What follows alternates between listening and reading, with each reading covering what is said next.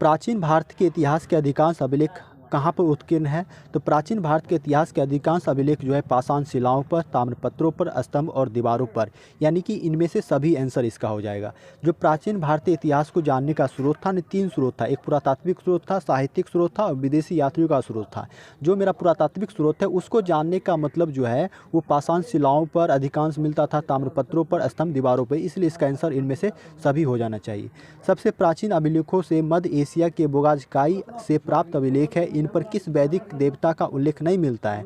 तो मित्र का, वरुण का, नासत का, अग्नि का। तो मित्र का मिलता है, वरुण का मिलता है, नासत का मिलता है, अग्नि इंद्र का मिलता है। यानी कि हमको मित्र हो गया, वरुण हो गया, नासत हो गया, इंद्र का, ये चार का मिलता है, बट एक अग्नि का नहीं मिलता। तो मेरा आंसर डी हो जाना चाहिए, मेरा आंसर डी हो जाना चाहिए। ठीक।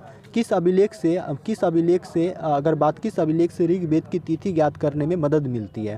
तो अगर हम बात करते हैं किस अभिलेख से ऋग्वेद की तिथि ज्ञात करने में मदद मिलती है, तो वो मेरा हो जाएगा बोगाजकाई अभिलेख। यानी ऋग्वेद की तिथि ज्ञात करने के लिए हमको किस अभिलेख की मदद मिलता था? तो वो हो जाएगा बोगाजकाई अभिलेख।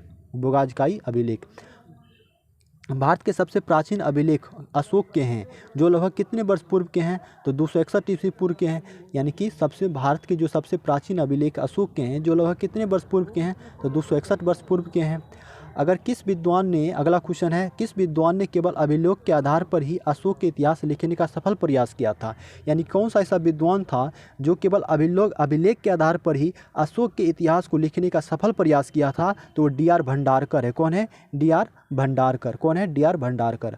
अशोक के अभिलेख किस लिपि में नहीं मिले थे? तो अशोक के अभिलेख देखो खरोष्टी में मिला था, यूनानी मिला था, अरमाइक में मिला था, बट रोमन में नहीं मिला था। जो अशोक का जो अभिलेख था खरोष्टी मिला था, यूनानी मिला था, रोमन में नहीं मिला था, अरमाइक में मिला था। आंसर मेरा सी हो जाएगा। किस अभिलेख में अशोक के नाम का स्पष्ट उल्लेख है? तो मास्की, गुर्जरा, निट्ठूर एवं उदयगोलम इनमें, यानी मास्की ये भी होगा, गुर्जरा और निष्ठुर, यानी कि इनमें से सभी हो जाएगा। तो किस अभिलेख में अशोक के नाम का स्पष्ट उल्लेख है? तो मास्की में भी है, निट्ठूर उदयगोले में भी है, गुर्जरा में भी है। यानी मास्की हो जाएगा, गुर्जरा हो जाएगा, निट्ठूर हो जाएगा, उदयगाम हो जाएगा। तो सर्वप्रथम कब और किसने ब्राह्मी में लिखित अशोक के अभिलेख को पढ़ा था? तो जेम्स प्रिंसेप ने पढ़ा था। कौन? जेम्स प्रिंसेप ने पढ़ा था 1837 ईस्वी में पढ़ा था। कब? 1837 ईस्वी में पढ़ा था। यानी कि सर्वप्रथम कब और किसने ब्राह्मी में लिखित अशोक के अभिलेख को पढ़ा था? तो 1837 में जेम्स प्रिंसेप ने पढ़ा था। अगर हम बात करें 9वां क्वेश्चन, हाथी गुफा अभिलेख किससे संबंधित है? तो खारवेल से संबंधित है। जूनागढ़ अभिलेख किससे है? रुद्रादामन संबंधित है। प्रयाग स्तंभ लेख किससे है? समुद्रगुप्त से है। और भीतरी स्तंभ लेख जो है स्कंदगुप्त से है। अगर हम रुद्रादामन की बात करेंगे, शक शासक थे, शक शासक का सबसे महान शासक हुआ करता था ये रुद्रादामन। और यानी इसका आंसर क्या हो जाएगा? बी हो जाएगा। यानी कि हाथी गुफा अभिलेख हो जाएगा खारवेल, यानी कि ए का 4 हो जाएगा। जूनागढ़ अभिलेख रुद्रदामन, यानी बी का 3 हो जाएगा। और सी का हो जाएगा समुद्रगुप्त, यानी प्रयाग स्तंभ लेख समुद्रगुप्त। और भीतरी स्तंभ लेख हो जाए स्कंदगुप्त, यानी कि सी का 3, यानी सी का 1, यानी ऑप्शन नंबर मेरा क्या हो गया? बी हो गया। ऑप्शन नंबर मेरा बी हो जाएगा।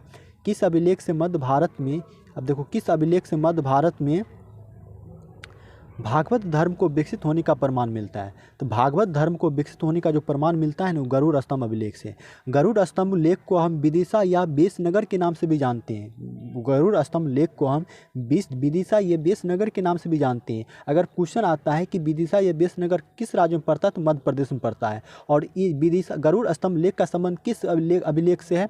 तो इसका संबंध जो है हेलियोडोरस से है। इसका संबंध किससे? हेलियोडोरस से।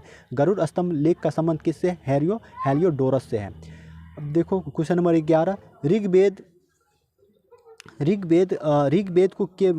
के जो ब्राह्मण ग्रंथ है वो ऐत्रेय एवं कौस्तकी है।